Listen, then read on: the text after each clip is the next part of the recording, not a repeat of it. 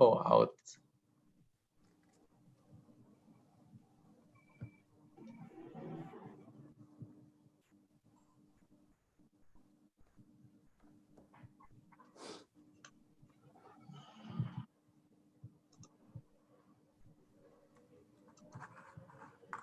Hi, Christine. Hi.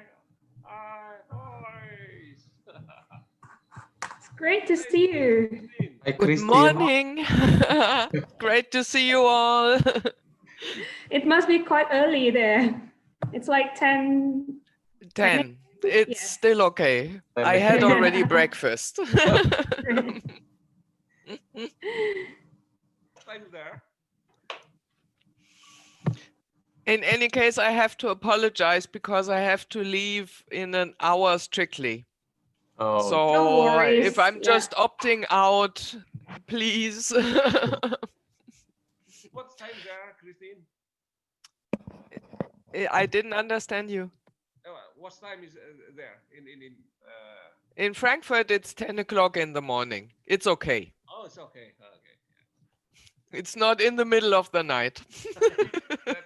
I'm worried about that. It's a great. Nice to meet you. It's really great. Yes. Yeah. It's good to see you all, that you are all still smiling, looking good as far as I can tell.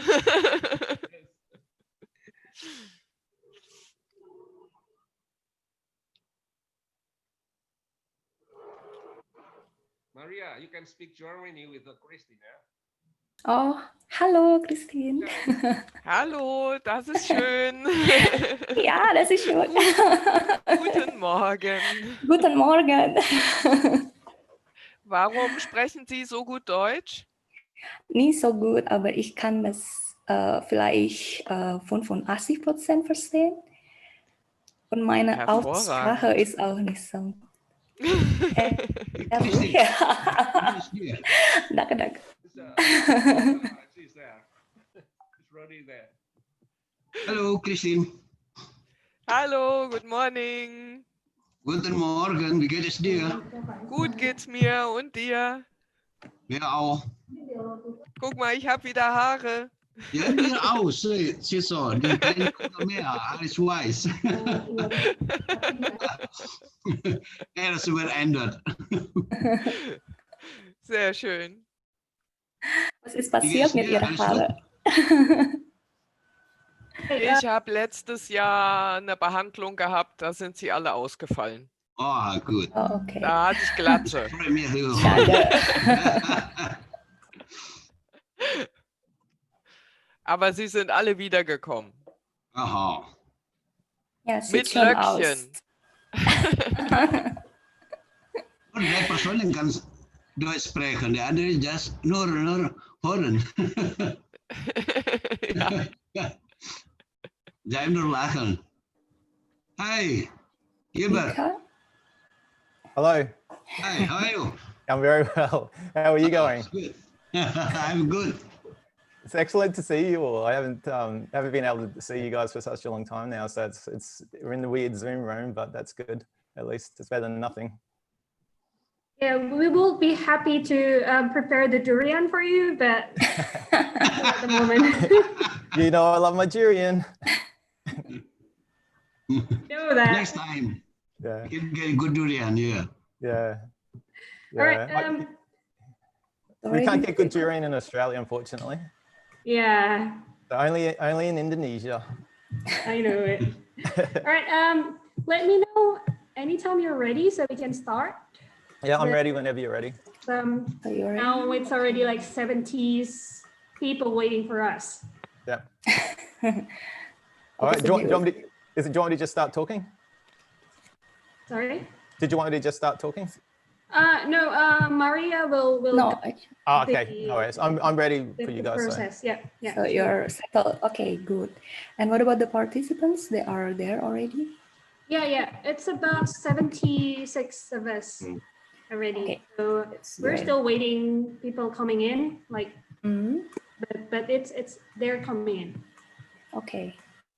So maybe for 2 or 3 minutes more, we can wait, or what do you think?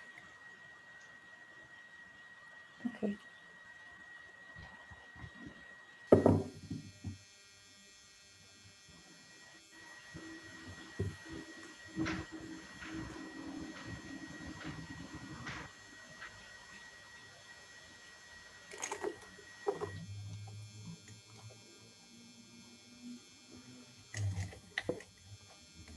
So how's life in Indonesia for everyone? Is it going well, staying safe? Yeah, it's a no. Yeah. Yeah, oh, that's good. But there are more cases lately, so more clusters and so on. Yeah, I yeah, think it's we need to difficult. be, very disciplined with ourselves. It's very difficult. Yeah. Yeah. It's such a strange old time. Right. Mm.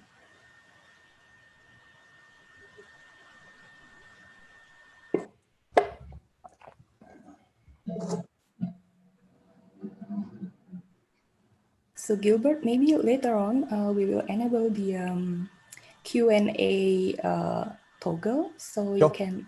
Yep. Okay. Yeah, that'd be great. That's good. Great.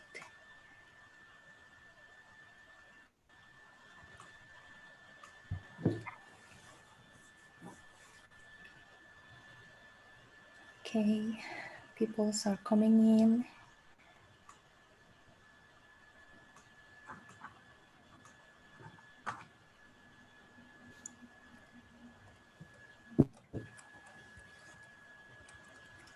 So we will wait for the next 2 minutes and we will start the program. Yeah. Okay.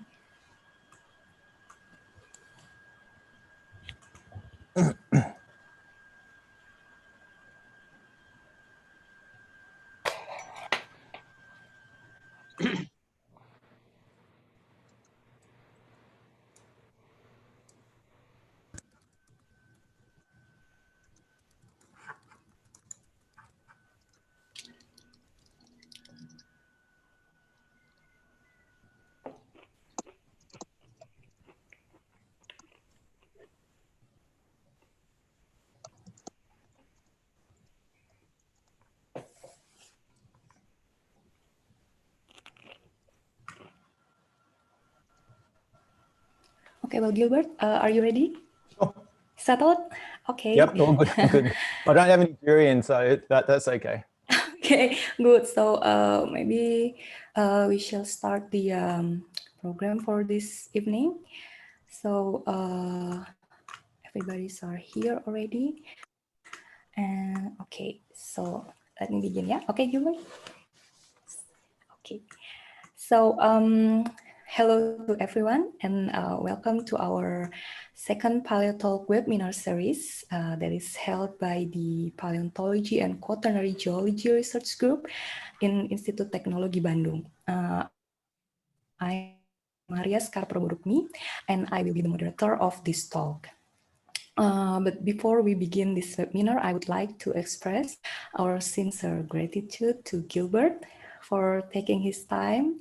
There is probably your dinner time, right, Gilbert? Or not yet?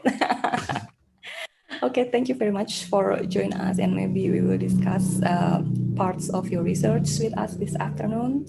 Thank you, and I would like also to welcome our head of the Geological Engineering Study Program ITB, Pak Aswan, for the undergraduate program, and Pak Ian Rizal for the graduate program. Would like also to welcome Pak Zaim, our head of Paleontology and Quaternary Research Group ITB. Thank you for your time and support, Bapak-Bapak. And also to everyone who is participating in this webinar, thank you and once again, welcome. This webinar is actually a medium for the Paleontology and Quaternary Geology Research Group ITB to share our research and collaborations to broader audience, and hopefully will be useful to all participants and contribute more to the development of the knowledge and paleontological study in Indonesia. So this webinar is supported by the Faculty of Earth Science ITB, the Geological Engineering Study Program ITB, and Ristek BRIN. So our second Paleo Talk webinar today will begin and officially open by our head of the Geological Engineering Study Program, Pak Aswan, and followed by today's main talk, which is entitled In the Footsteps of Eugene Dubois, Paleontology and Archaeology of a Sumatran Cave, that will be given by Gilbert Price from the University of Queensland, Australia. So for all participants in Zoom, please turn off your microphone during our program. And if you have some questions, please post them in the Q&A features along with your name and institutions. So we will be running a live Q&A session after the talk. And for the YouTube live streaming viewers, you can also post your questions in the comments feature, and don't forget to write down your name and institution as well. Okay, so firstly, we would like to invite Pak Aswan as the head of the Geological Engineering Study Program, ITB, to give a short preface and officially open our program. So please, Pak Aswan. Okay, thank you, Maria. Good morning, good afternoon, or even good night, everybody, ladies and gentlemen. Thank you to each and every one of you for being here this time at this online program. My name is Aswan as Head Department of Geological Engineering Study Program, Faculty of Earth Science and Technology, Institut Teknologi Bandung, ITB. It's such an honor for me to speak on behalf of the organizer, Paleontology and Quaternary Geology Research Group.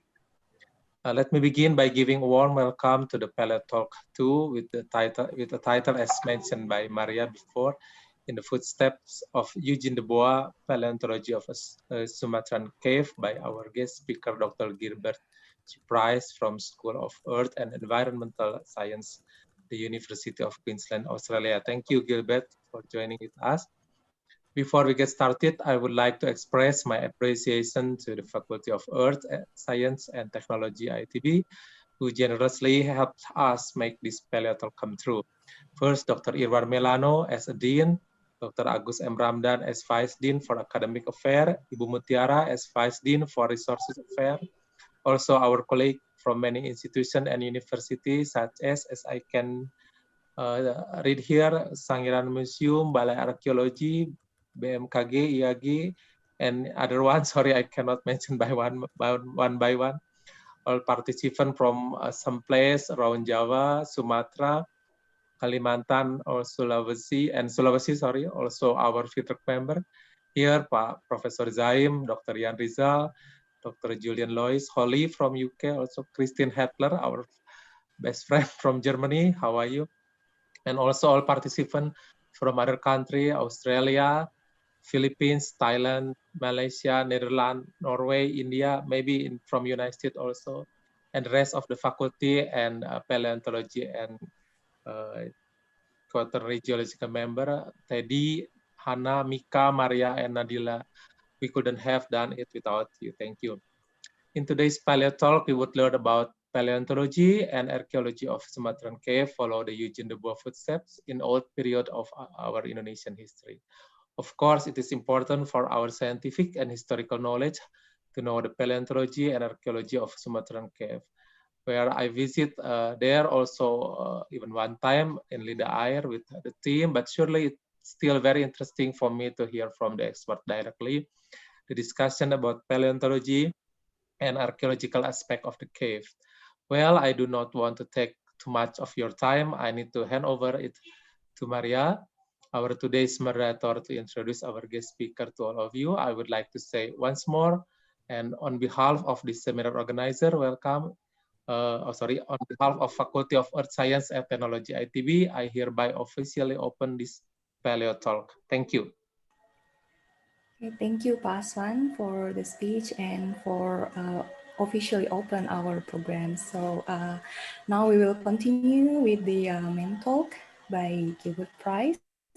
But before the talk, please allow me to introduce Gilbert a little bit. So Gilbert Price is a lecturer in paleontology in the School of Earth and Environmental Science, University of Queensland, Australia. He got a first-class bachelor degree in ecology from the Queensland University of Technology, and he got PhD in the paleoecology from the same university. And his research interests are late Pleistocene vertebrate extinctions, Pleistocene paleoecology, fluvial sedimentology, vertebrate toponymy, biostratigraphy, biogeography, uranium series dating, and geochemistry. So Gilbert has a long history of research and publications. And he also writes a blog and several secondary and tertiary educational textbooks in paleontology and archaeology. That's a very impressive work, Gilbert. And I think what is more impressive is that Gilbert is also a big fan of durian, which can be a great challenge for a lot of people with you really destroyed. So, okay, well, now I would like to welcome Gilbert to give his talk. So please, Gilbert. No worries. Thank you very much, Maria and Aswan, and everyone else at ITB for inviting me to come along. And I should just say that if you don't like durian, there's something wrong with you, because it's one of the most delicious fruits I've ever tasted. And thanks to the guys from ITB for actually introducing me to it. So thank you for that. All right, well, thank you again for having me, and good morning, good afternoon, good evening to wherever you are in the world today. And so thanks for joining me. Today, what I want to do is talk about a little bit about Eugene Dubois and his contribution towards things like paleoanthropology. And most of you may be familiar with Eugene through his work as the guy behind Java Man or Homo erectus. But he did a lot of other really important things throughout Southeast Asia, and in particular working at one cave that will be the focus of today's presentation, a place called Lida Ayer in Western Sumatra, up in the Padang highlands. Yeah, so I'm really sort of talking a little bit outside of my immediate field of expertise today. My primary research interests are trying to understand things like quaternary environments and ecosystems, and why things change, why some animals went extinct throughout the quaternary and not others. So the period across the last 2 million years, and really focused on Australia. So I am a paleontologist, trained in vertebrate paleontology. I also do a little bit of dating. I don't work all that extensively in places like Southeast Asia, but the record there is absolutely fascinating, and it's so important to know something about for the research questions that we have in Australia, for example. Like, we know that we have the first humans coming into Australia around about 60 to 65,000 years, and they came through Southeast Asia to get here. So it becomes really important to understand how those first people sort of flooding through Southeast Asia interacted with ecosystems and environments and faunas and things like that before making it down to us in Australia. So it's a fascinating record. I'm also going to talk a little bit about archaeology, which is even further away from my own primary research interests, but it's something that was kind of spurred on from some experiences and discoveries that we actually came across in this particular cave that was originally visited by Eugene Dubois back in the late 1880s or so. All right, so usually I don't start on my talks like this with an acknowledgement, but I think it's too important to let this one kind of go. And I just want to say a massive thanks to everyone at ITB for being such wonderful, kind, compassionate and caring collaborators to myself over the last 5 or 6 years now. It's been a real joy working with everyone from ITB, and the experiences in addition to eating things like durian, but showing me the culture of places like Indonesia, being able to do research in your own institution, working in the field and everything like that. It's been absolutely wonderful, and that's certainly a sentiment shared with my collaborators in Australia as well and elsewhere. So thank you very much. Okay, so Eugene Dubois. So Eugene was born in 1858, and he was a Dutchman. So he was born in 1858, which is quite interesting because it's the same time period, or same year, I should say, that people like Charles Darwin and Alfred Russel Wallace wrote their, or delivered a paper about the first idea about things like evolution to the Royal Society, Linnean Society, I think it was, in the UK. So in 1858. So Dubois was as a young man, he was very much interested in the world around him. He had a nice geological collection, and he was interested in natural history and fossils and things like that. And as he grew up, you know, he had a variety of different sort of experiences. And I was just reading a little bit about Eugene this morning as I was just preparing for today's presentation. And apparently in his early 20s, he explored a sinkhole, kind of like a cave somewhere in the southern part of the Netherlands. And in that cave, he found some fossils of humans. And I think they were fairly recent in age, but it really got him spurred into thinking and wondering and asking questions about who the missing link would be in terms of the evolution of human type of story. Now, he was very much influenced through his early days through the works of people like Darwin and Wallace. And you know, a lot of people might not realize this, but Darwin and Wallace actually presented originally the idea of evolution together. So a lot of the times it's credited just to Charles Darwin, but Alfred Russel Wallace had quite a big role to play there. And just out of curiosity too, I just noticed that yesterday was the anniversary of the presentation of that very first paper in 1858. So the 30th of August, I believe it was. So that's quite significant. And very interestingly as well, neither Darwin nor Wallace were actually at the reading of that paper. It was delivered by someone else, and Wallace was stuck down in Borneo, and Darwin unfortunately had to go to the funeral. I think it was of his son, which is a bit sad. But everyone knows what evolution is, I'm presuming. Some of the ideas of evolution took a little bit of time to be accepted by others, but people like Ernst Haeckel here, a German bloke, really started to push some of these ideas in places like Germany. And it was the writings of Darwin and Wallace and Haeckel that really inspired Dubois to pursue a career in things like paleoanthropology. So he initially trained in anatomy at the University of Amsterdam, I believe, and then he started to teach within that institution itself. But he was absolutely obsessed with making it down to places like Southeast Asia to see if he could find the missing link that linked things like orangutans and earlier, you know, lesser kind of primates to modern Homo sapiens themselves. So he decided he wanted to go to Southeast Asia on the basis of the idea that that hypothetical ancestor may have come from Southeast Asia itself. So that was an idea that was kind of put forward by Haeckel and Wallace themselves, whereas Darwin put forward the idea that the earlier ancestor would have come from places like East Africa. So on the basis of evidence that we have at the moment, Darwin was probably right, but it did set off a series of events and inspiration for Dubois to travel to places like Sumatra and begin his paleoanthropological work. So in around about, I think it was around about 1887 or so, Dubois and his young family, he had a wife and one or two children, ended up leaving for this area. Now, one of the problems with Dubois back in the day is that he was trying to do research. He wanted to find fossils in places like Sumatra or other parts of Southeast Asia, but he had a lot of trouble attracting funding. So he would try to get funding from the government, from friends, and it didn't quite work out. So eventually he sort of gave up his dream in a way, but he dropped out of the academic system in the University of Amsterdam and enrolled in the military. And it just happened to be that he was a doctor in the military who was posted all the way down into Sumatra itself. So he came to Sumatra in about 1887 or so. And, you know, he was relieved very much when he got down into Sumatra to find that his military duties were quite a bit relaxed. So he wasn't as intensive as what he had to kind of do typically, or what was expected of him. So he wanted to spend a lot of time searching around the caves, particularly in the Padang highlands, looking for fossils.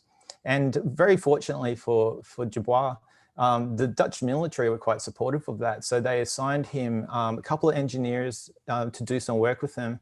And he also had a small budget, so he was able to employ local villagers in some cases to come and do work for him and excavate. And the first cave that he really tried to excavate intensively was a cave called Nalau Lida Ayer, which literally means the water tongue cave. So Lida Ayer was the focus of Dubois' early excavations, and he employed all of these people to come in and help dig holes, and he probably dug a hole or two himself in search of bones of the hypothetical ancestor.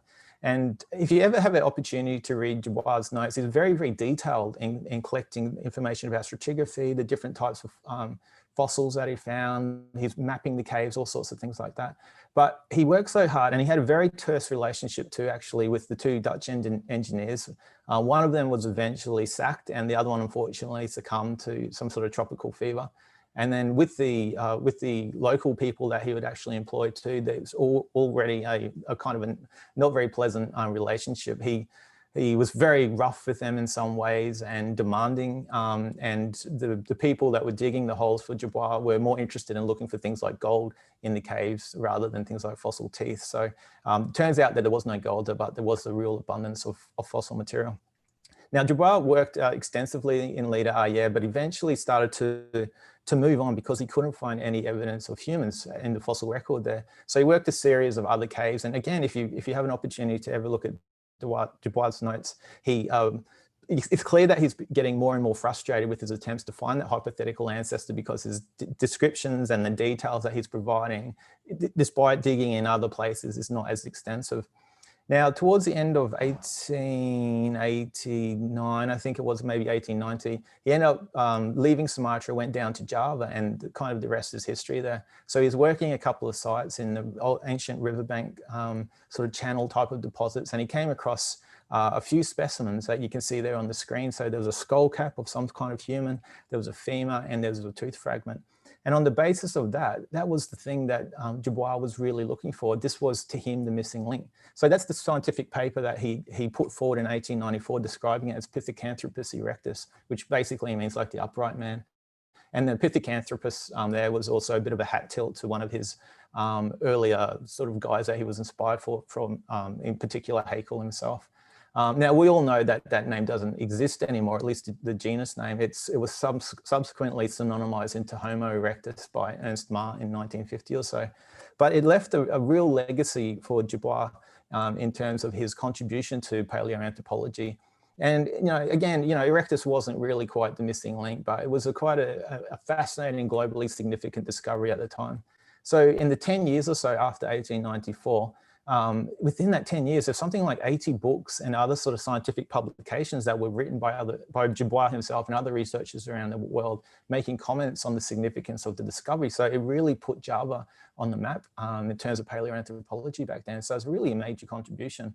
I won't get into the rest of Dubois' history, but he had kind of a terse relationship with other people over those years. And he eventually passed away in 1940, I think it was, which is interesting to me because that's actually overlapped in time with my own father. My own dad was born in 1937. He's still around today, so lived at the same time as Dubois. But anyway, all of the fossils that Dubois had collected ended up making their way, or the majority of them making their way back to Amsterdam and Leiden in particular, where they went into storage over there. Now, in terms of some of the things that Dubois actually found in Lida Ayer, they kind of came to fruition or to significance by another Dutch paleontologist, a guy called Dirk Huyer. And in the mid-1940s, he was very interested in looking at much of the Dubois collection because he had collected like literally hundreds and hundreds and hundreds of specimens that weren't really studied to any kind of significant degree. So he started out looking at things like tapirs and rhinos and describing all the fossils and the teeth and getting them published, and eventually got up to the chimpanzees.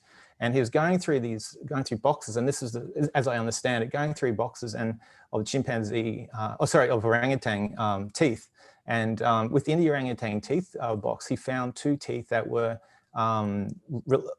from modern humans, so Homo sapiens. And this is an image, I'm not sure who took this image, but it might have been Tanya Smith, I'm not sure. But there were two human fossils within the mix of teeth that came from Lida Ayer. So this is something that's quite significant. There's a much skinnier version of me back in 2014 visiting the collections. Those fossils aren't from Lida Ayer, but they are from other parts of the Dubois collection. But, it's interesting, like you can kind of see how he may have missed getting, it was Tanya Smith, thanks Tanya.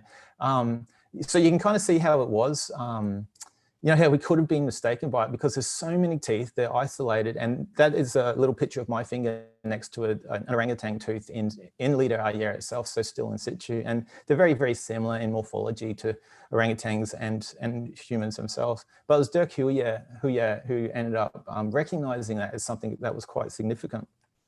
Now, my interest in Sumatra actually came via my colleague, Julian Lewis. I'm not sure if Julian is online at the moment, but Julian gave a fantastic talk for ITB last week as the first paleo talk of the series.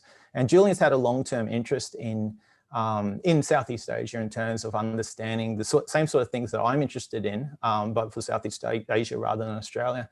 And Julian and I, we were able to get a grant from the Leakey Foundation, and I think it was around about 2014, that allowed us to be able to go to visit the Natural History Museum in Leiden in the Netherlands, as well as do a little bit of field work. And just serendipitously, Julian was at a conference, I think it was around about January or March or something like that, in maybe it was 2015, I can't remember. But he went to this particular conference and he saw this lady called Kira Westerway giving a presentation about Lida Ayer. And it turned out that Kira and Julian had both completely independently to each other decided to start focusing on some of the Dubois collection, particularly on places like Lida Ayer. So unbeknownst to us, Kira had actually visited the cave back in, I'm not sure when it was, and if Kira's online, she can correct me here, but maybe about 2010 or thereabouts as part of her own kind of research. So, you know, Julian reached out to Kira and we've developed a really wonderful collaboration in that respect too, where Kira had a lot of data that she had already collected from the cave sites. And I'll just show you a video. I don't know if sound was coming through there, but I've just muted it at my end. But, you know, Kira had collected a lot of data from Lida Ayer itself in terms of stratigraphy and samples for dating and all sorts of things like that. And we needed a little bit more information to be able to piece together the real kind of geochronological or dating type of story that we had for Lida Ayer. So you can see some of the vision of some of our work back in the day. So this is our first, Julian and my trip up to Lida Ayer itself. So it was kind of tricky for us to get to initially because it turns out that there's a lot of caves in the area within the Padang Highlands called Lida Ayer, so meaning water tongue, including one cave that was a little bit tricky for us because it had basically a river flowing through it, flowing out the middle. So you think, you know, what a wonderful name for a full water tongue in that particular case. But this is the actual Lida Ayer that was the focus of the work by Jabbar and Kira. And this is the first time that Julie and I got to go in and experience it. So it's in the Padang Highlands. I'll show you a map in just a second to kind of put it into perspective for everyone. But it's quite a large opening. You can see that the cave itself has been used quite extensively by local people in the last few years for various things. And I'll talk about that a little bit later, including one particular resource that's in the cave that is very special to them and valuable to them. So you see infrastructure like gates and things like that within this particular system itself. I might just skip forward a little bit. So fortunately, we've got great people like Zaim and Nika and Aswan who are able to communicate with the local people about what we're interested in, and we've been able to get access to the fossil sites and the fossil deposits behind that locked gate, which is quite fantastic. So we got in there, we were able to identify the areas that were clearly excavated by Jabbar. And we still see lots of evidence for fossil teeth there. So that's me just picking up a rhinoceros tooth there, a molar from the lower part of the jaw. But, you know, there's a lot of things still within the cave itself. And our focus in the last few years hasn't really been to collect fossils so much, but more just to get a sort of a geological or stratigraphic context for where these actual fossils come from. I'll just very quickly show you as well where we're talking about. This is me here right now, so that's where I am in Brisbane. But the cave that we're talking about is in this sort of western part of Sumatra. And I've just marked it here. It's in the Padang Highlands, in a most beautiful, most picturesque part of Sumatra that you can imagine. There's all these incredible mountains in the area. There's Mount Merapi, which is the most active volcano, I believe, in Sumatra today. And it's kind of been hissing and spluttering around for since 2011 or so, or thereabouts. But this is the cave itself, so up in Lida Ayer. So it occurs in limestones that have been uplifted as a result of plate tectonic kind of action. So the Australian tectonic plate has been moving northwards, and the limestones here date to, I believe, around about the Carboniferous or the Permian, something like that. So we have these uplifted limestones kind of mixed in with younger volcanics in the area itself in terms of Mount Merapi and Mount Sago, Mount Singaling, and a few other different systems out there. So it's quite an adventure to get to Lida Ayer. We can drive up relatively close to it, and then it's a bit of a hike, maybe about half an hour, 45 minutes, sort of up the hill and then kind of through the forest there. So it's a very interesting place to go and visit. So the geological history of Lida Ayer is interesting. So I've touched on a little bit about the uplift of the limestones themselves. Thanks, Mondi. So uplift of the limestone itself, but you know, I'm sure that everyone here knows how caves form. Basically, we've got, you know, rainwater, meteoric water basically seeping down through cracks and making, you know, dissolving limestone and things like that. So, you know, this is a process that can take, you know, thousands, tens of thousands, hundreds of thousands, millions of years to actually happen. So in this particular case, we see all these wonderful features that really tell us about the antiquity of the cave itself, including this most wonderful structure that I love so much. And here we have a type of speleothem formation called columns. So if you're not familiar with sort of cave, you know, geological type of processes, speleothem is just like the technical name for things like stalactites that grow from the ceiling and stalagmites that grow from the floor of a cave. And the way that these columns form is basically we have a stalactite that starts forming from the roof up here. We have a corresponding stalagmite that grows from the bottom. And then over time, if you don't have disturbance in the cave, eventually you can get both the stalactite and the stalagmite coming together to join and form one single structure, and that's called the column itself. So we can see in this particular case that we've got 5 different columns stretched out in the middle part of the cave itself. And one of the most interesting things for us is the fact that firstly, we can date the columns because they're made out of speleothem. Speleothem is quite amenable to dating methods such as uranium thorium dating, which is something that I actually specialize in. But we can also find fossils of the organisms that Dubois was collecting within a breccia that's preserved underneath here. So again, this tells us a lot about the geological history of the cave. So imagine we've got a large cave system that has formed. We have infill of sediments and bone over who knows how many years. Eventually we have the columns forming, so the stalagmites and stalactites to form the columns. And this must have been the cave floor at some particular point right here. And then we've had a little bit of a flowstone. So it's another type of speleothem that forms horizontally on surfaces within a cave environment. And then we have massive amounts of erosion later on. And so we've basically eroded huge parts of the cave out. So all of those sediments that once filled up the cave have been eroded out again and taken somewhere else. And so if you ever get an opportunity to go to Lidaia, it's the most beautiful structure. You can actually walk underneath this. So the only reason that this is intact still is because these columns are holding the floor off the ground, believe it or not, so the modern cave surface. So straight away, that tells us that we've got quite a significant geological history in terms of the cave itself.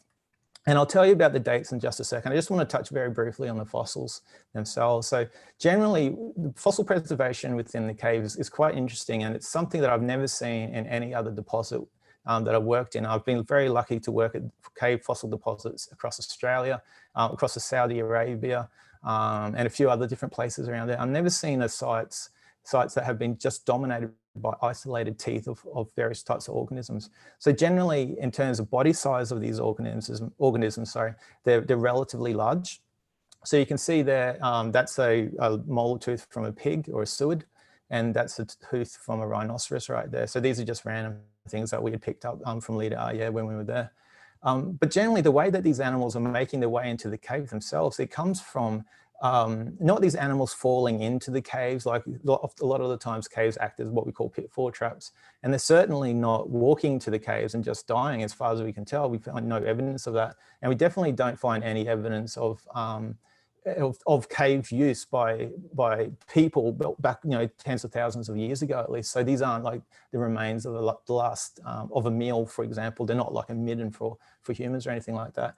What they actually are, they're organic remains that have been brought into the caves by the feeding activities of things like porcupines. So porcupines just love to gnaw bone. They'll just gnaw, and they'll eat as much bone as they possibly can, just about, but they don't like teeth. And the reason for that is because the outside of the teeth, and it's the same as your tooth there, is made up of enamel, which is a very, very hard organic substance itself. So porcupines generally eat the softer material, which will be the bones. It will be things like the dentine or the roots of the teeth, but not the hard enamel caps.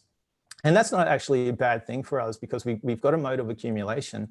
And in terms of doing paleontology, we so heavily rely on things like teeth to be able to identify different species in the fossil record, figure out what organisms ate, so tell us things about ecology, look at relationships between different sort of organisms. So we're it's very lucky that the porcupines don't actually like teeth. So in terms of the fauna, I just had a really good chat with Julian about this earlier today. So we've got again, mostly isolated bits and pieces. We do see that gnaw marks on some of the bone, the fragments of bone that we do find. But we've got really quite a diverse assemblage, and this has been published over the years, but we get things like the orangutans, there's tapirs, there's rhinos. Julian mentioned this morning that most of the animals that we have are still extant, so they very much give a modern rainforest kind of signature, but there's a couple of animals that just happen to be extinct on Sumatra today, but they might occur in other parts of Southeast Asia. So that's what the Lider Ayer type of fauna is all about.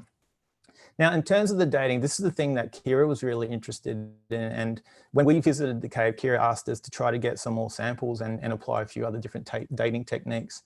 So my interest is in uranium thorium dating. So typically in that type of approach, we would target things like the columns themselves.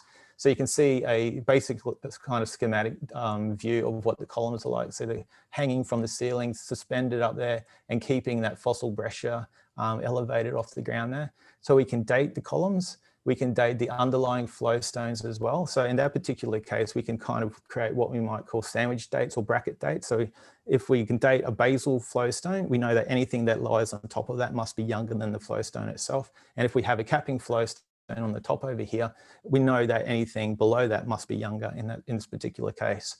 So whenever you are doing dating, you have to take into account geological, stratigraphic, sedimentological processes that also operate in these types of systems.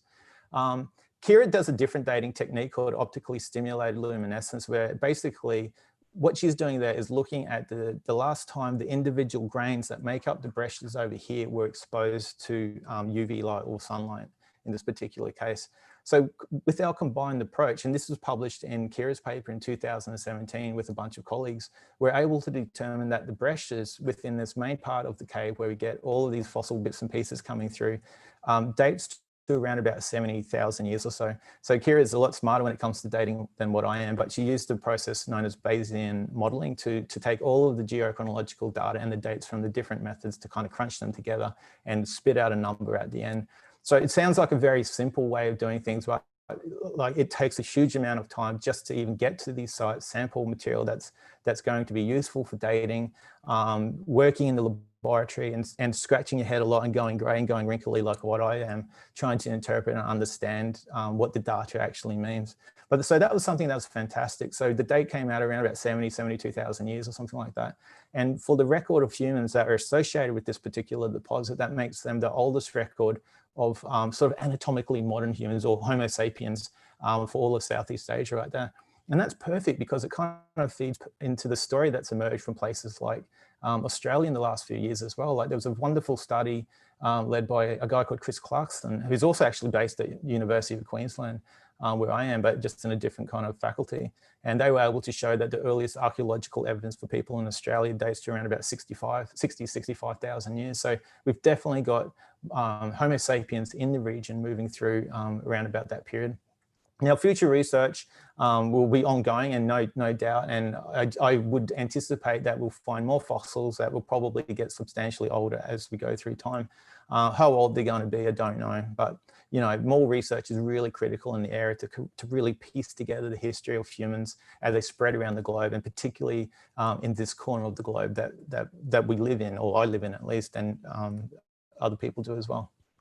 So that work was published in 2017, and since that time, we've gone back to Lider Ayer to continue more work, because Julian has a hunch that there's more to Lider Ayer than just meets the eye. And one of the things that we kind of noticed back in our first visits to the cave is that the cave is quite a lot more extensive than what has been documented in our published papers, and also in the writings of Dubois himself. And I'll show you an example. I'll try to show you an example of that a little bit later. But we've gone back to the cave, and we're trying to increase and enhance our understanding of the geochronology of the breccias, so the fossil-bearing parts of the cave itself. So we want to know, you know, other bits. There are a couple of other bits within the cave that produce fossils, and we just want to try to refine that date that was published in Kira's paper as best we can. So you can see some of the beautiful structures that we see in the cave. So there are other evidence of things like columns and stalagmites within the cave itself. You'll notice as well, over in some of these areas, there's a lot of wood in the cave, and there's a reason for that I'll come back to later. But it's again a kind of a testament to the way that the cave is used and has been used in more kind of recent times. And I should note as well, like in my title, I was talking about the archaeology of Lida Ayer, and we have no evidence at all that humans occupied the cave for any kind of considerable period of time from the age of what those first fossil teeth are, about 72,000 years, to any time since then. So the archaeology I'm talking about is much more recent than that, and I'll show you some of that stuff a little bit later. But you can see, you can get a feel for how big this particular chamber is. And this is the columns again up close. So we can see how they're hanging from the ceiling and basically suspending the fossil deposit itself in kind of midair. So I've never seen anything like that in any of the other caves that I've been lucky enough to work in. So it's a pretty cool thing. Now, one of the really interesting things at Lida Ayer, there's also a kind of a passage at the back of the cave that we'll see. Oh, just note that one there. That's a very important area that we'll come back to a little bit later. But there's a passage that you can see here that kind of goes down. It goes down on a slope of about 3 or 4 meters or so, on a fairly difficult slope to navigate. And it's kind of useful to have a rope to pull yourself back up. And then the cave itself splits off into 2 different passageways at kind of like a T intersection. And that was some of the areas that Julian and I and the rest of the team have been very interested in the past couple of years. And I'll show you why I'll show you why right now, actually. So one of the things that was really fascinating, and I have to thank Jerry Hawthorne for this information here. But Jerry did a lot of work in Lida Ayer and other parts of Southeast Asia on the vertebrate paleontology, but he's also very much interested in the history of science. And Jerry was very kind to pass on his photocopies of Dubois' field notes. And within the field notes themselves, there's a couple of maps, but there was one map in particular that kind of piqued my interest and Julian's interest. And this is a map that you can see right here. So this is from a photocopy that Jerry had passed on to me. And what's really interesting is this is Lida Ayer, and it's not a particularly clearly mapped out part of the cave. You can see our collaborative, more recent effort in mapping the cave up here. So we have the front of the cave, that front chamber. That's where the gate is. This is where we have the suspended columns hanging from the ceiling, and that's that little sort of passageway down the back there that I was talking about before. So it broadly matches what Dubois has actually noted. But one thing that was really fascinating to us is that Dubois had noted parts on his map that he had done other additional excavations, and these are things that we hadn't previously investigated. So there's a little X on this part of the cave right over here, and I'll show you what that looks like in just a sec. So we've gone down here, squeezed along this passageway, and we've come to an excavation pit that we are convinced has to be from Dubois himself. And this is what it looks like right here. So from time to time, when we're getting around some of the caves and Padang and other areas, we do find holes that have been excavated, and that might be for the purpose of mining things like guano or bat droppings for things like fertilizer, or other people looking for things like gold, which is not a very good idea, not a worthwhile idea in these caves. But this particular pit that we came across still has this kind of nice vertical sections towards, sort of cut into it. And Kira didn't dig it. We don't know anyone else who would have contributed to excavating this particular hole. And it's certainly not a sinkhole or anything like that. It's not naturally occurring.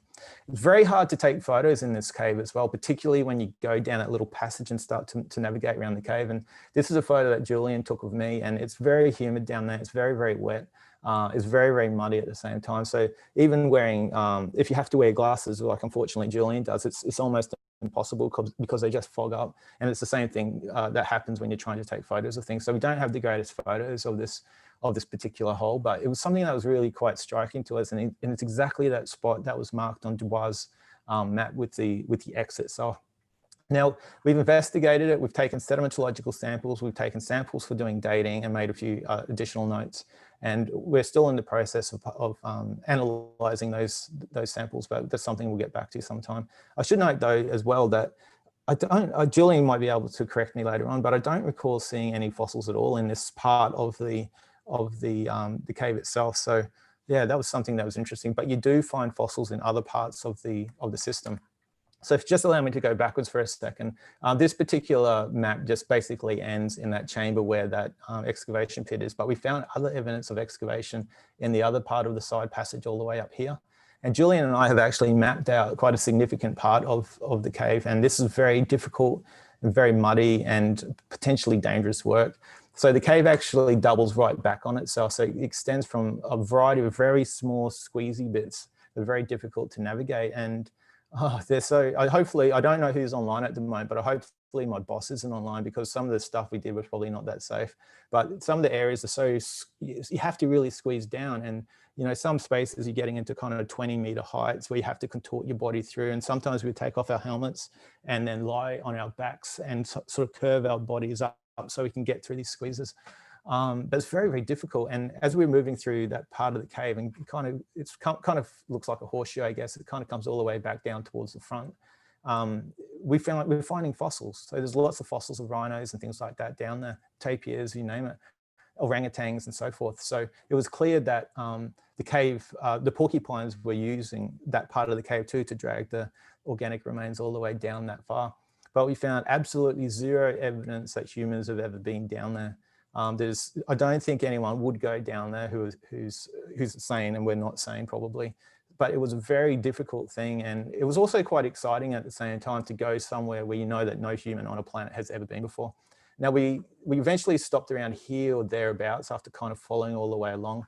And we gave up the mapping exercise because it was just getting a little bit too dangerous and we didn't want to risk it. But we're actually quite experienced when it comes to cave sort of stuff, so I'm not too worried really, but it is quite challenging. And I should say too, you might note that we have a scale bar on this figure here. So a scale bar there represents 2 meters. So that passageway there, you know, might be 20 meters or 30 meters or something like that. But it takes around about 40 minutes or maybe even a bit longer just to travel that distance. So if you've had an opportunity to be in a cave before, you'll probably have an appreciation for how challenging that actually is. So that was something that was really cool. So that was a kind of a throwback to what Gilbert was all about back in 1888, I think it was, doing his excavations with his workers back then. Now, another really fascinating thing came from the cave too, and it's a fragment of a glass bottle. And so this is when we start to talk about more of the archaeology that's kind of preserved within the cave itself. And Julian picked this up from a part of the main chamber where it starts off at about 30 or 40 centimeters in height and kind of narrows to around about 10 centimeters before petering out over a distance of about 3 or 4 meters. And we find fossils all the way down through that little part within the main chamber, because that's basically the breccia that was targeted by Dubois. And, but we also found the top of a glass bottle. Now, at the time, I knew absolutely nothing about antique bottles of any sort. And I took a series of photos in the cave, and that's just my big thumb holding them. And I put them onto Twitter, on the social media, and I just asked if anyone was able to identify these bottles, and nobody was able to, but there was one gentleman who wrote back to me. I think his name was Ross Barnett, and he's a paleontologist based in the UK. And he wrote back saying, oh, if you can look at these particular features, you might be able to figure out where this actual bottle has come from. And so I started doing quite a bit of reading. So this is the area where this particular bottle was found up over here.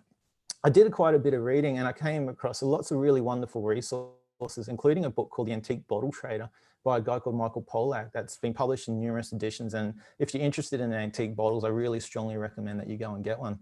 Now, what I didn't realize at the time is that people who are interested in things like antique bottles have a very almost identical approach to interpreting and understanding antique bottles in the same way that I approach my paleontology work. So my work is focused on teeth. Like, I need to know what the tooth looks like. Each of the bumps on a cusp, and the ridges on the top of a tooth have particular scientific names. I need to understand the relationship between all of those different cusps and bumps to be able to figure out what the animals are and what they tell me about the environment.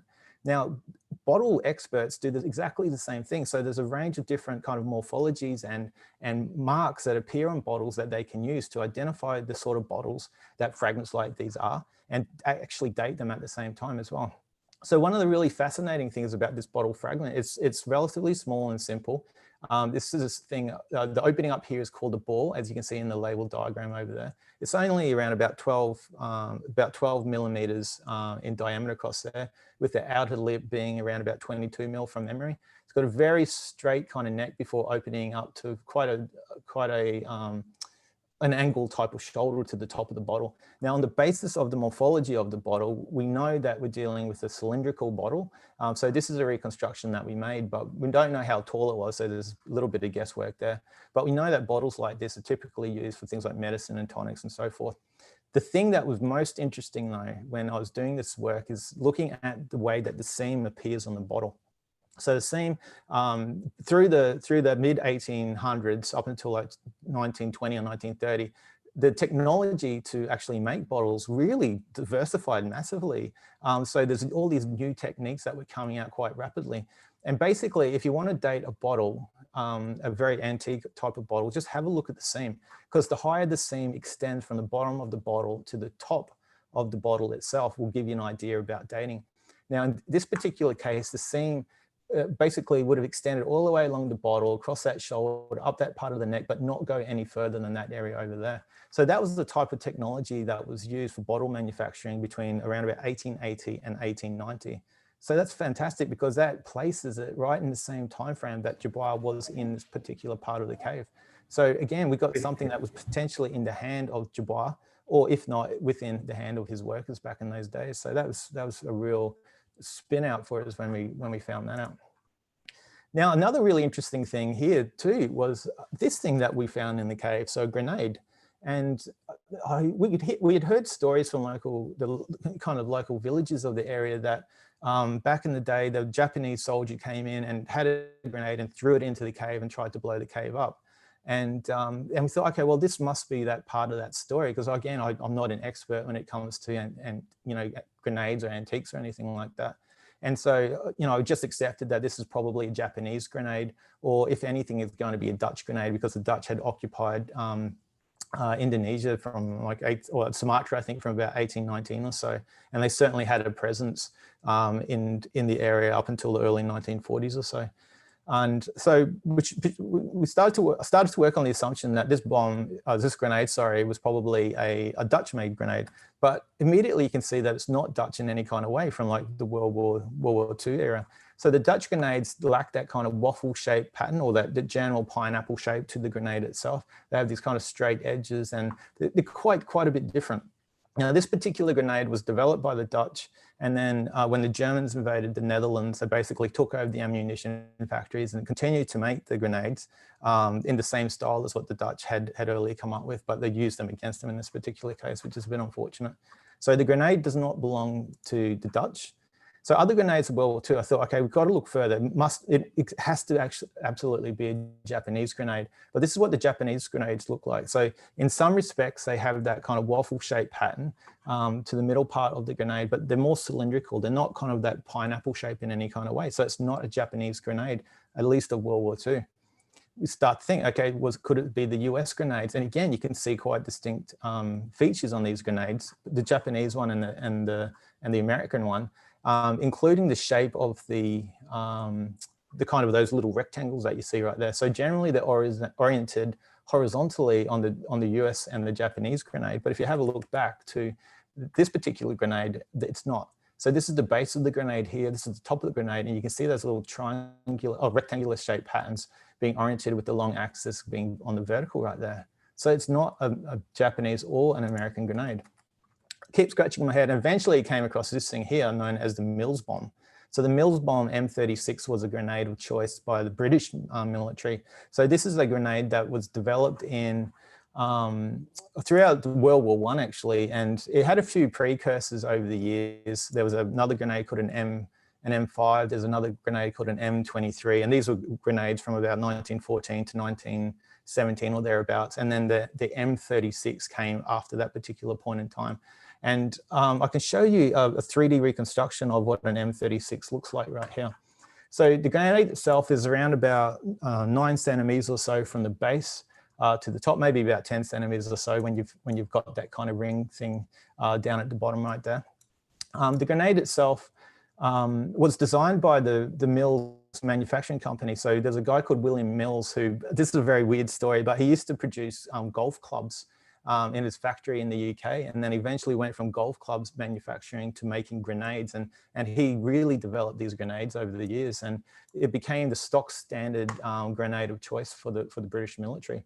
And the M36, again, this is fascinating. The M36 was used by military forces from 1918 all the way up to 1972, which is quite extraordinary to think that a piece of technology that was like 50 plus years old, was 50 plus years old and still in use for all of that time. Basically, the way that these grenades work is that you have a filling hole, and we see evidence of the filling hole from the lead area cave. We just don't have that filling plug. And then the plug, the grenade itself is typically filled with various sorts of, no worries, Christine, various sorts of explosive things. And generally, depending on the type of explosive used in the grenade itself, they would be painted different colors to symbolize what's actually in the grenade. So the way it works is that you pull the pin, it releases that lever when you throw it. And the early grenades had a detonator of about 7 seconds, but that was a little bit too long because, you know, the enemy were able to pick up these grenades, sometimes if they were thrown at them, but then chuck them right back at them. So early in 1918 or so, the design of the grenade was changed, so it only had a detonator of about 4 seconds or so. So if you're a skilled user of the grenade itself, you could lob these things around about 30 meters or so, so chuck them 30 meters, and they would have a sort of impact area of around about 100 meters, so you could take out quite a few people. One of the big advantages that the M36 had was this, over its precursors, was this ability here to take the bottom part of the grenade off. Now, the grenade itself comes with this adapter, and it's kind of like a stick that allows the grenade to be fired from a rifle, believe it or not. So these could either be thrown by hand or fired from a rifle. And if you could fire it from a rifle, you could be up to something like 140, 150 meters away from your enemy and still have a significant impact. So that's what our grenade is. It's an M36 Mills bomb, which is really quite fascinating to us. Quite fascinating to us. So we asked the question then, how did it get into the lead area? And one of the things that's really interesting when you start to read the history of things like World War II, we know that the British, the Australians were in the area, the Indians were in the area, and you know, we're kind of fighting up against the Japanese and so forth. So the British grenade was also used by the Indian armed forces and the Australian armed forces. And in late 1941, from memory, it was kind of noted by the Allies that there was a bit of a problem brewing with the Japanese in that part of Southeast Asia. So there was a new offensive that was put together by the British, I think it was the Indians, the Australians and the Americans, and they formed a bit of a task force to try to protect the area. Now in January, I think it was in 1942, Australia deployed something like 3,000 troops to the southern part of Sumatra to try to protect the area. And in February 1942, Singapore fell, and Singapore, you know, there was a lot of military people from the Allied forces that were taken prisoner by the Japanese, including my great uncle, a guy called Harold Price, and Uncle Harold was I only ever met him once, but he was a prisoner of war back in those days and ended up in Changi and fortunately survived it. Now, there were a lot of the military, the Allied forces, who were able to actually escape from the Japanese from Singapore itself. So they end up, I'll just show you on the map over here. They ended up moving from, or sort of escaping from, sorry, excuse me, just for a second. Oops, oh, sorry. They ended up escaping kind of westwards away from Singapore, trying to meet up with kind of Allied escape protectors and that sort of thing. So you can see Singapore over here on the east. They ended up making it across the straits into Sumatra, traveled through the Padang Highlands in many cases, and evacuated on a port called, I think it's called Emma Haven over here. It's not called Emma Haven anymore, but I can't remember what it's called. But they passed through the Padang Highlands, so they could have been a vector for carrying that British-made grenade through that particular area back in the day. We have no evidence that that's what happened. There could have been other things at play. We know as well that obviously the war ended in 1945, and then the Dutch took over rule again of places like Sumatra. And the local Indonesians weren't happy with that, and they formed their own sort of freedom fighting sort of groups, and they did raid, some of these groups did raid British ammunition supplies and things like that to fight against the Dutch and they got to about 1949 or so when Indonesia was declared a republic and the Dutch kind of withdrew. But there is some anecdotal evidence as well from local people around the caves of Lida Ayer that some of these Indonesian freedom fighters may have actually used the cave as well. So I think with the structure and the design of the cave, of the grenade, I should say, I think we can place that grenade as having occurred or being taken into Lida Ayer around about the World War II period. So whether it was 1942 or closer to 1950, we don't know, but it's certainly a grenade that was prevalent in the region in that time. And I guess the final bit of kind of material culture that's preserved in the cave is all of that infrastructure that I was talking about before. So all of that broken up bits of wood. And I don't know if you noticed in some of the animations, or some of the videos, that there were all these weird kind of scrapings and scars and scratchings on the walls of the caves. And these are actually leftovers from the harvesting of bird nests, so swiftlets and things like that. So swiftlets are a bird that roost in the caves. They make their nest completely 100% out of saliva. And it's that saliva, it's that nest, I should say, that is very much delectable in some cultures, like particularly I think it's the Chinese just love it, and they love to make soup out of it, and it's supposed to be good for your health. It's good to resist things like aging, a whole bunch of different things like that. So, you know, 1 kilogram of very clean bird nest can fetch something like $3,000 US. So it's something that is a really valuable resource to people, and which explains why they kept that lock on the gate. Now, one of the things that was really interesting when we first visited the cave was definitely locked down. You could see evidence of swiftlets using the cave and so forth. But when we got back there the last time in 2018, I think it was, the cave was completely open. The infrastructure was decaying and falling around, and there was no evidence of the swiftlets using the cave itself.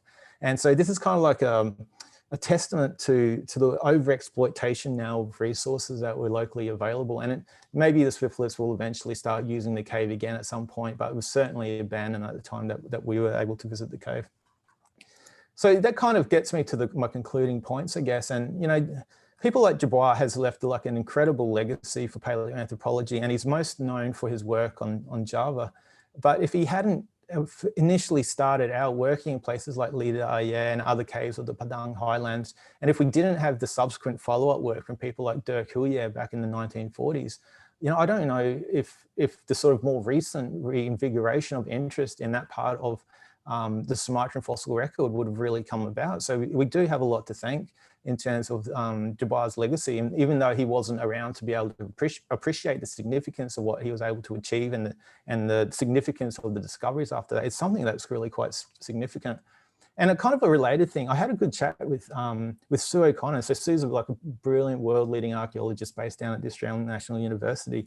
And we had this chat one day about the significance values of the caves itself. And she made the point that if you know the UNESCO World Heritage Scheme, so World Heritage sites are things like, you know, the pyramids, the Great Barrier Reef that we have in Queensland, Stonehenge and those sort of things. But she noted that there's a couple of features of Lida Ayer that would tick a couple of the criteria for the site being a World Heritage listed area. Now, it's never going to tick all of the boxes. There'll never be a World Heritage site.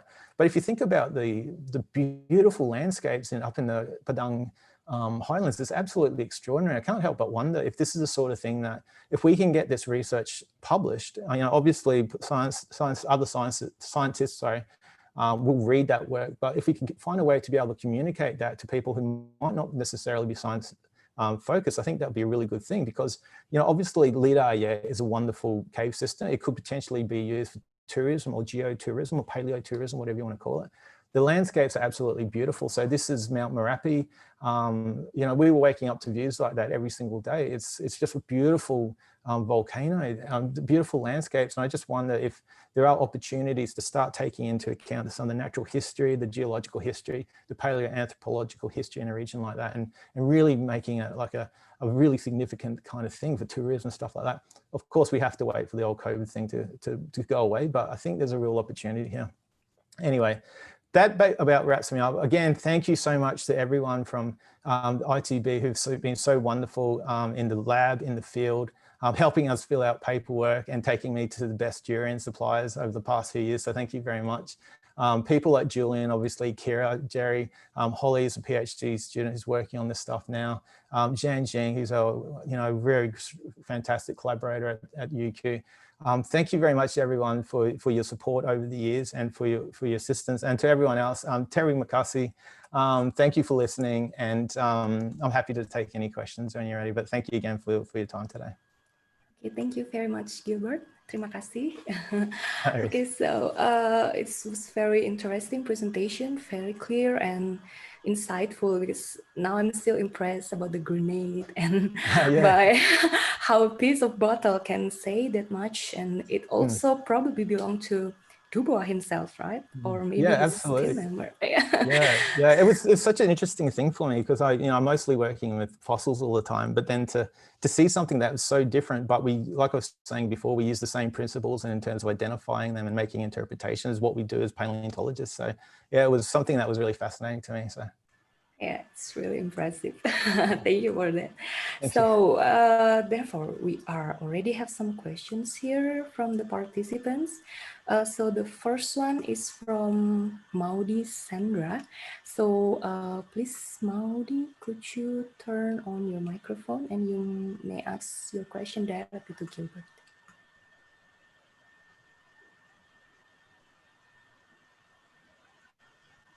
Are you still around, Maudi? Okay, probably I will just read it for everybody. So, Gilbert, how can you define how old is the thing you found at some places? It is by carbon tests only, or any other test also applies? So how do we find out the age of these things? One of the problems with radiocarbon dating is that it's not very useful in certain sorts of environments, particularly in the tropics, because the materials that are often targeted for dating itself don't preserve very well.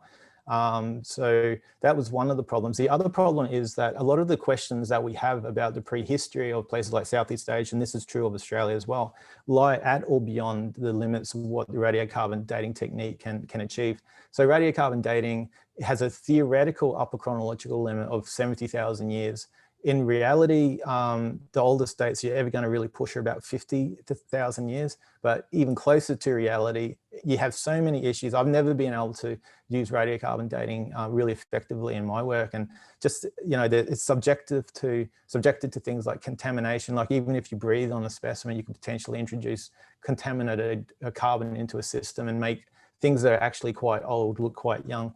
So we have to find dating techniques that allow us to push beyond the radiocarbon dating barrier. And so in the last 20 years or so, there's been a real diversification of dating approaches. And there's actually, Australia has been asking these questions, like in terms of questions of human arrival, of extinctions and things like that. So many of the leading geochronological approaches, or the dating approaches, have actually come from places like Australia. But there's new techniques like what Kira has specializes in. The luminescence techniques has just increased, like the sophistication has been fantastic. So we can now get back to about 500,000 or 600,000 years. Again, there are challenges technically with some of this stuff. Uranium series or uranium thorium dating, the stuff I do, gets back to about 500,000 years. There's other different dating techniques as well, but radiocarbon dating, unfortunately, isn't one of them. So we have to use other techniques in that case. Well, I think that's answered it. So the next question. Oh, somebody's raising her hand. So Ika Dianingtyas, please turn on your microphone and pose the question directly to Gilbert.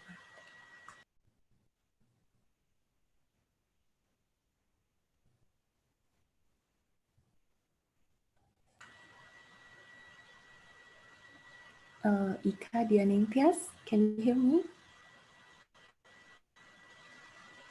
Or it's an accident, accidentally touch the panels of raising hand, or do you have a question for Gilbert?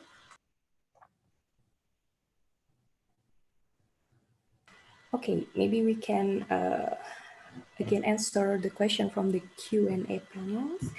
So the second one is from Douglas Arvin. So Douglas, you may turn on your microphone and pose the questions.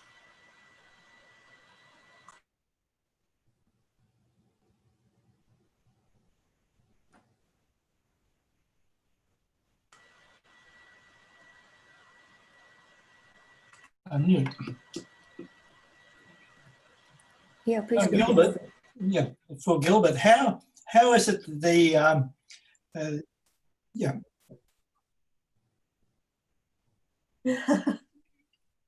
cave was gated? How was it that the cave was gated? It was just infrastructure that was put in by some of the local villages. I mean, it's just iron kind of frame and that sort of stuff with a big juicy padlock on it. So it's something that was very difficult to get through. It may have actually been possible for us to climb over a tiny little hole above the cave, but that wouldn't be very conducive to be able to get our gear into it. But it's like a serious bit of infrastructure, and if you don't have the padlock, it makes it super difficult to get in. So, and it, you know, it was there for a reason. It was there to protect the swiftlets from other people, from other villages or something like that coming in. So, yeah. Douglas, you still have something to say? No, that's good. Okay, thank you very much for the question. And next, there will be Ethan Clark Kistowski. I'm sorry if I pronounce your name wrongly. So please, Ethan.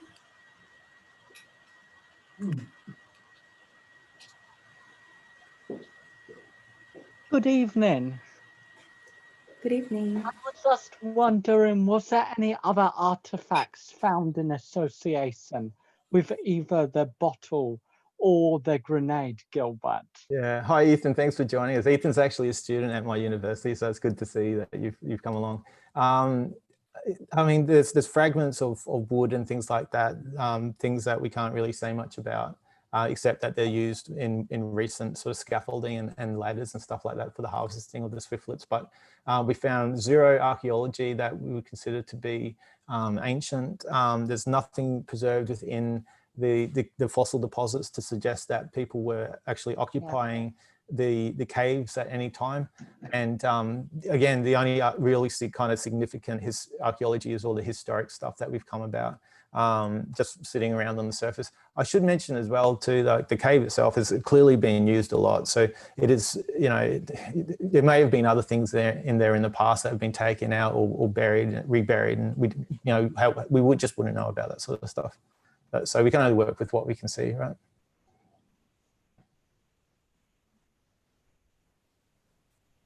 Okay, thank you, Gilbert. Next question is from Rudy Arif Satrio in Bandung. Could you please unmute your microphone and ask the question?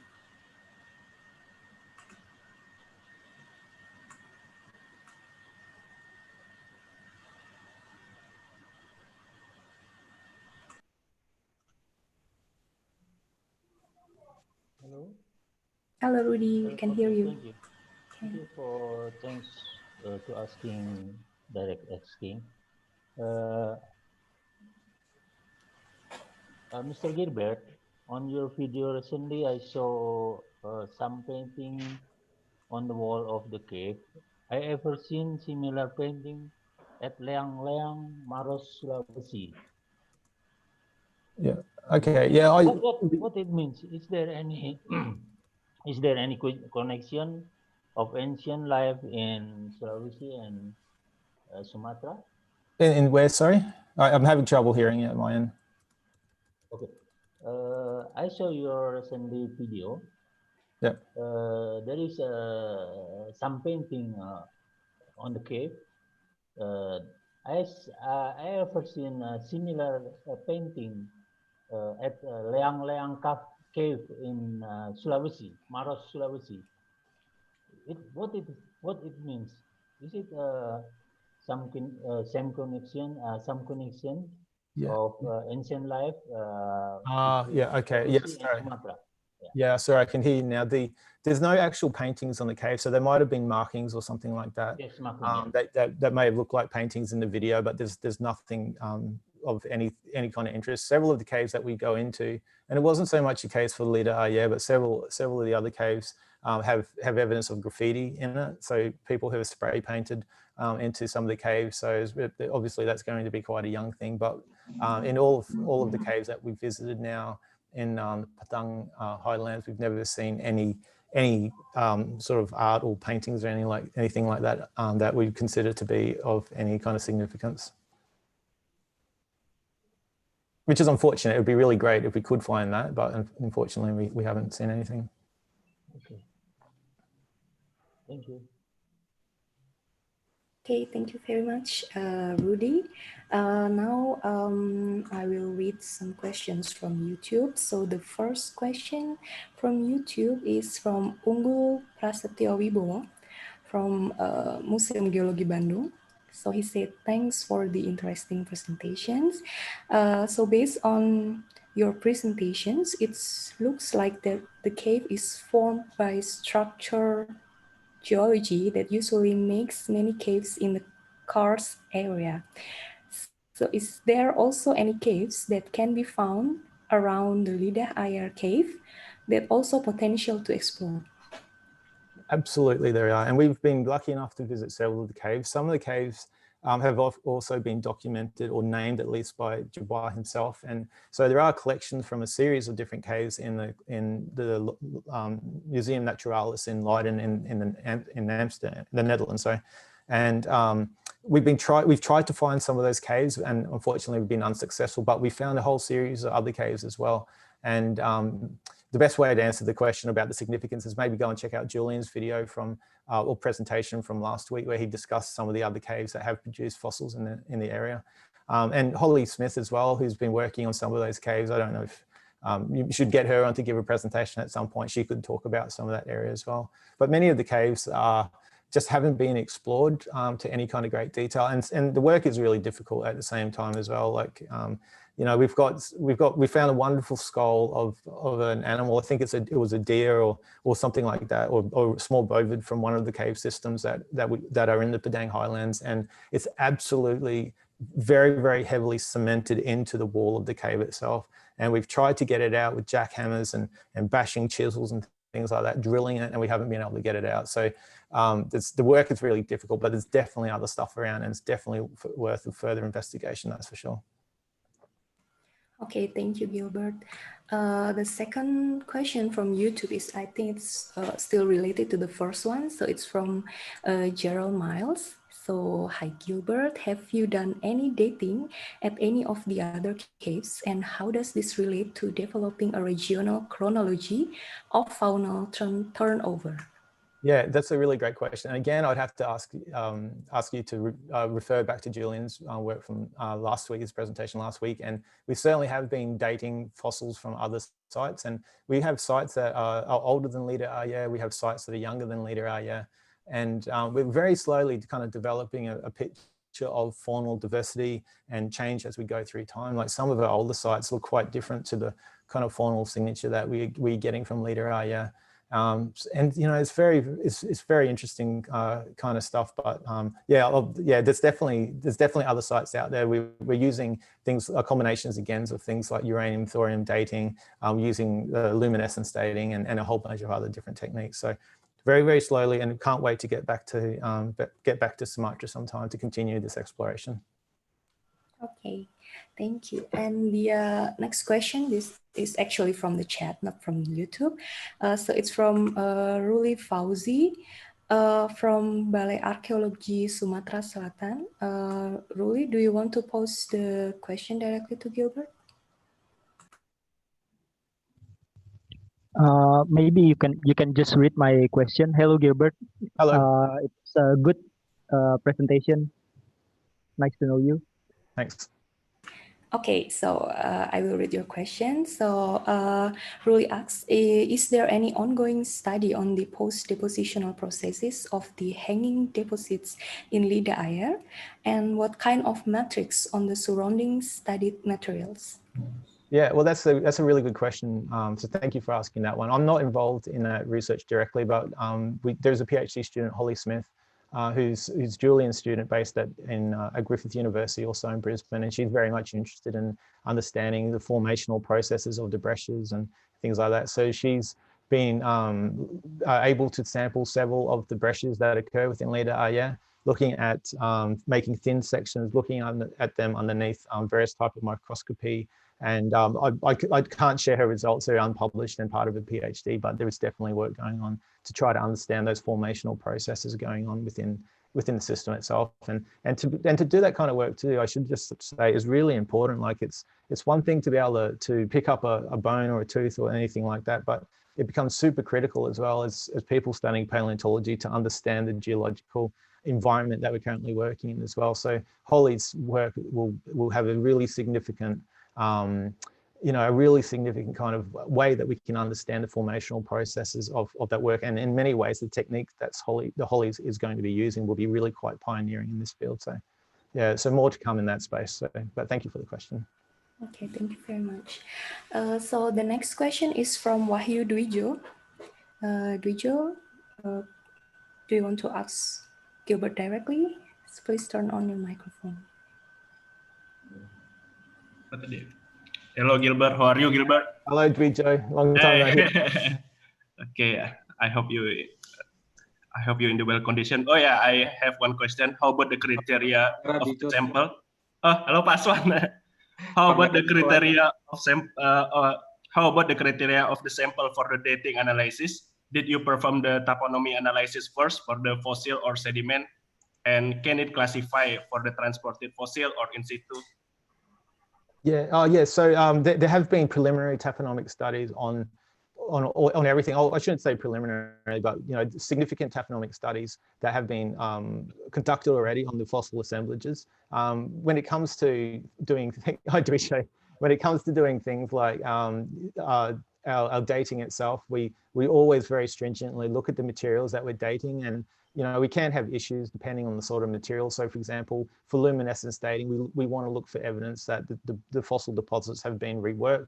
And if they've been reworked, they might not be suitable for the dating method. If we're dealing with things like aspelia, then that we can date with uranium thorium methods. If they've been recrystallized, again, that's not going to be suitable. So we need to understand how these things formed and their kind of geological history after the formation. So there are very important things that we've done, and now Holly's work will kind of take it to the next level again, particularly for the brushes themselves.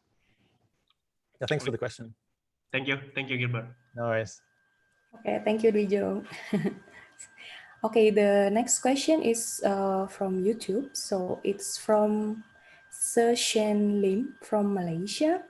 I'm sorry if I did not correctly spell your name. So he asks, what species of orangutan do you think the fossils represents? So I think that that's a good question, and I don't know if Julian Louise is on at the moment to be able to answer that question.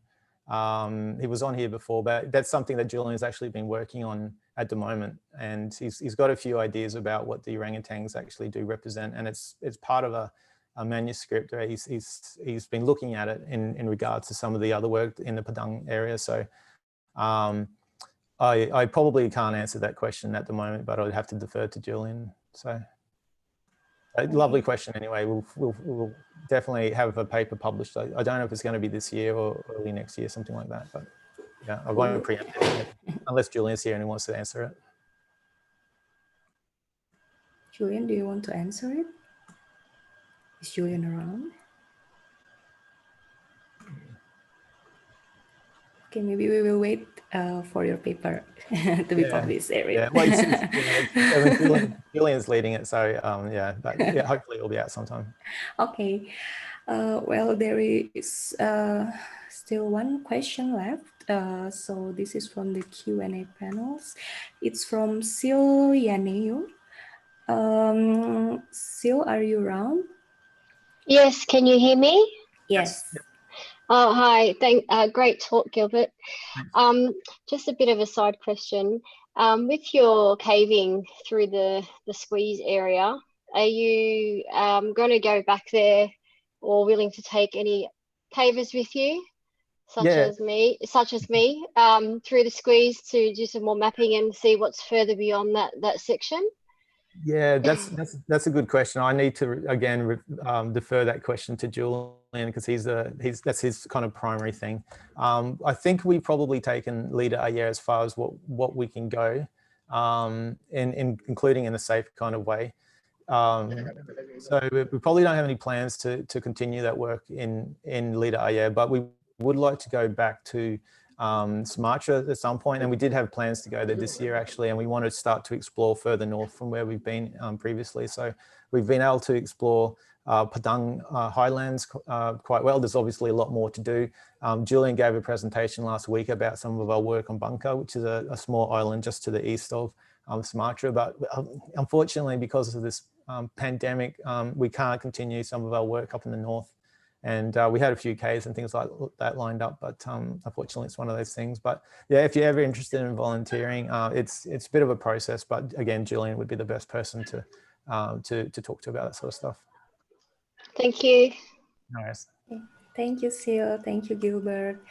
Well, I think that was the last question for the talk today, unless there are still somebody want to ask questions. Okay, probably not. So thank you very much, Gilbert, for giving a wonderful presentation and interesting discussions about the paleoanthropology, and put a light and lead us to follow the Dubois footsteps in Sumatra, especially in Lida Air Cave. So I believe we are all getting a lot of new, important, and useful informations from this talk. So thank you very much. No, thanks. Okay, so for the participants who wish to get a certificate from this talk, please read the information concerning the electronic certificate, and please visit the link that has been posted in the chat feature. So I would like also to remind everybody that our next Paleo Talk series will be held in the 22nd of September 2020 at about 9 to 11 EM. It's Western Indonesian time. And this talk will be delivered by Professor John Paul Stromfeld from the University of Alberta, Canada. So I think we are arriving at the end of our program. So there's still something? Okay. So maybe we can. Sorry, Ridwan Chandra, could you please mute your microphone? Okay, thank you very much. So probably we will take a picture together. So please turn the camera on. Okay. Is somebody already take pictures? Mbak Hana, maybe?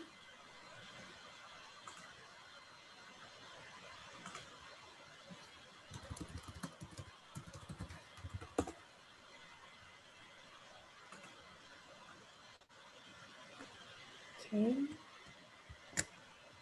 Yeah, we'll do this. 1, 2, 3. Okay. Mbak, done.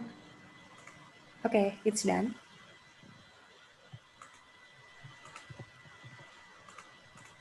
For your very, very nice talk this evening. So I hope this moment we can continue for our next research in Sumatra, of course. And then we still ongoing for our research in Sumatra. So I hope we will continue for our research. Of course, thank you also for Julian and all for all participants this webinar. And thank you so much on behalf of the head of Quaternary Paleontology and Quaternary Geology Research Group. I want to say very, very nice talk. And thank you so much for all participants in this evening. So please, Maria. Yes. Okay, Well, thank you very much. Yeah. Thank you very much for having me and for the invitation. And thanks to everyone for joining us wherever you are in the world today. So it's been great. Thanks for a great talk. Thanks. Gilbert. Nice, thank you. Bye. So don't worry if you go to Indonesia, it's the season durian. Yeah. I'm so disappointed with the durian in Australia. Gilbert, thank you. So I need some of that delicious Sumatra. Bagus is there. Okay. We've got loads of durian. Again, thank you so much, Gilbert, and nice to meet you all. Well, great to see everyone. I'm going to drop off now. I have to go home. It's I'm hungry. I haven't eaten lunch today, so it's like 7:30 at night. So I better go and find some food. But it's really lovely to see you all, and it's such a shame we couldn't come out this year with the pandemic problem. But maybe next year, maybe the year after. I know Julian is just itching to get back out in the field, and he's come up with some alternative plans to do field work, which involves now working in Australia, working on my turf. But yeah, we can work together, and but hopefully get back and see you guys at some stage. So fingers crossed. Okay, thank you very much, Gilbert. Thanks everyone. Thanks a lot, Gilbert. Thank you. Thank you, Gilbert. All right, I'll see you guys. Enjoy sometime. dinner. I will. Thank you. All right, bye everyone. Bye. Yeah. Gilbert. Yeah. Okay, bye. And thanks for all the participants. I feel I will let it on for you to hang out for a bit, for about minutes or so, and then I will end the meeting. Okay, thank you. Kasih semua. Terima kasih, selamat. Terima kasih, Pak Gus. Sehat. Wijo, terima kasih Wijo. Apa kabar? Wijo makan mie itu ngebibit. Bikin lapar orang lain. Wijo. Wijonya mana, udah kabur? Udah kabur dia. Unggul, apa kabar Unggul? Oke, terima kasih untuk semuanya. Terima kasih Pak semua. Ya. Assalamualaikum warahmatullahi wabarakatuh. Terima kasih. Terima kasih. Assalamualaikum warahmatullahi wabarakatuh. Terima kasih Maria, terima kasih Mika, Nadila, dan sama. Terima kasih. Sama Pak. Terima kasih Pak Aswan yang telah membuka tadi. Pak, sama-sama Pak. Oke. Ini hostnya siapa yang close semua? Mbak Hana ya? Mbak Hana, Pak. Bentar, saya hubungin dulu. Bentar lagi. Ya. Mas Unggul, apa kabar? Unggul di kantor atau di rumah? Suaranya nggak kedengeran ya Unggul. Iya, nggak ada suaranya Mas. Lagi nol. Pesertanya sore hari ini luar biasa dari banyak negara, ya. Iya banyak Pak. Ada yang dari Taiwan itu, David Blundell itu dari Taiwan. Dari mana-mana, bagus. Ya. Baik, saya duluan ya. Terima kasih untuk Maria, Pak Aswan, Mika, Nadila, sama Pak, dan semua partisipan tentunya, dan tentu untuk para semua anggota KK Paleontologi dan Geologi Klaten. Terima kasih. Yuk, assalamualaikum warahmatullahi wabarakatuh. Waalaikumsalam. Ya, saya juga live dulu ya. Makasih semuanya. Bye. Ya, bye-bye Pak. Bu Maria, boleh ngasih usul nggak? Oh iya, silahkan Pak. Ya, Bu Maria, tadi saya ngomong di Gua Leang-Leang, kalau Ibu tahu, di Gua Leang-Leang di Sulawesi, itu ada gua yang di dindingnya itu punya gambar yang saya lihat mirip dengan gambar yang ada di gua di Sumatera tadi itu. Gambarnya gambar apa? Gambar telapak tangan. Gambar telapak tangan saya lihat tuh ada tuh. Oh, yang di leang-leang ya? Yang di leang-leang tuh. Yang di atas kan ya? Iya betul, di atas, di Bantimurung. Iya. Jadi kalau Bantimurung tuh kita ke atas tuh ada gua leang-leang. Itu di dinding gua itu ada gambar telapak tangan yang mirip-mirip, saya lihat di sepintas itu saya lihat ada gambar telapak tangan juga gitu. Nah, dia putih dia telapak tangannya. Dan makanya tadi saya tanya apakah ada hubungan antara kehidupan zaman dulu ya purbakala di Sulawesi sama di Sumatera, padahal jauh kan. Jauh banget itu. Terpisah sama Pulau Kalimantan kan dia agak jauh gitu. Tapi coba Bapak deh sekali-kali lihat di leang-leang sana, dan itu juga banyak tulang-tulang itu yang saya nggak tahu tulang apa ya, karena saya nggak pernah. Saya cuma wisata aja ke sana, saya lihat gitu. Saya pernah di Makassar, saya lihat aneh juga nih kok kayak ada tembikar juga. Menarik itu. Coba deh. Ya Pak, kayaknya kita kalau di sana dengan senang hati sih. Saya di Bandung sekarang. Dulu saya pernah di Makassar. Nah, pas kebetulan jalan-jalan ke Bantimurung. Bantimurung itu kan daerah wisata. Jadi di sana ada kupu-kupu, apa namanya itu? Penangkaran kupu-kupu. Nah, Oke. Itu aja. Siapa Terima kasih banyak Pak Rudi. Siapa tahu ada tertarik ya.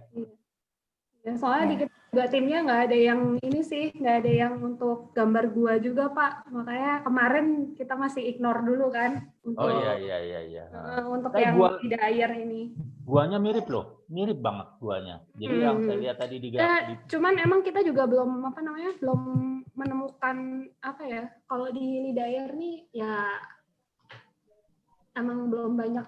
Ini lebih banyak ke faunanya sih Pak kita. Oh gitu ya.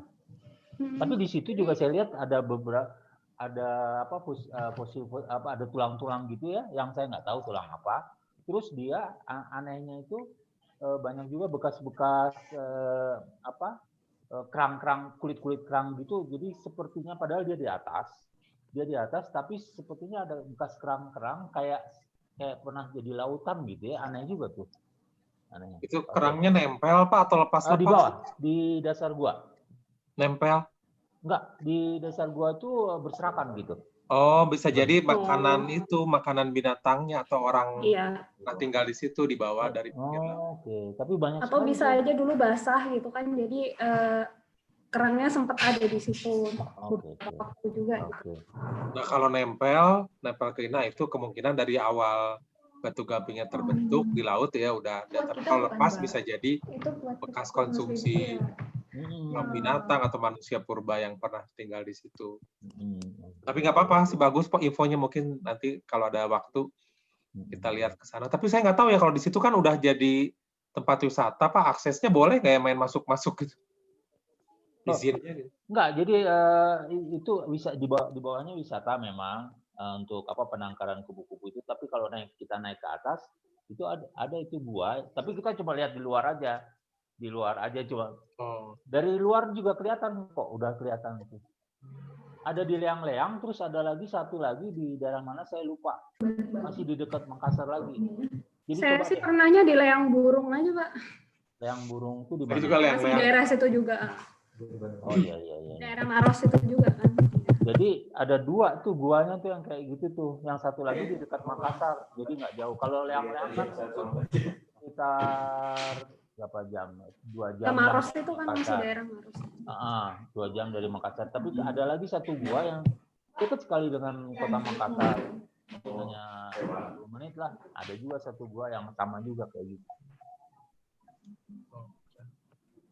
Oke. Iya, makasih Pak infonya. Pak Rudi nanti bisa disambung ngobrol lagi dengan kami di siap. Ya. Ini mau tutup dulu soalnya siap. masih mau dipakai yang lain. Terima kasih ya. Iya, terima kasih sudah berperan aktif dan hadir ya Pak semuanya. Meskipun ini temanya sangat spesifik sekali ya, tapi yang hadir alhamdulillah banyak. Terima kasih semuanya. Saya tutup sebentar lagi.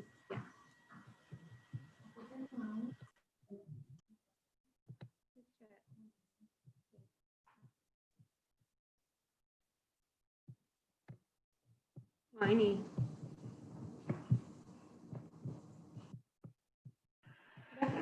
Terima kasih. Iya, makasih Pak Sigit. Sudah izin live ya Bu ya. Iya. Mari nuhun Ibu. Ya, makasih Pak.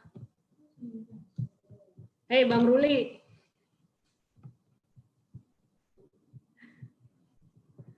Mbak Hana bisa ditutup Mbak?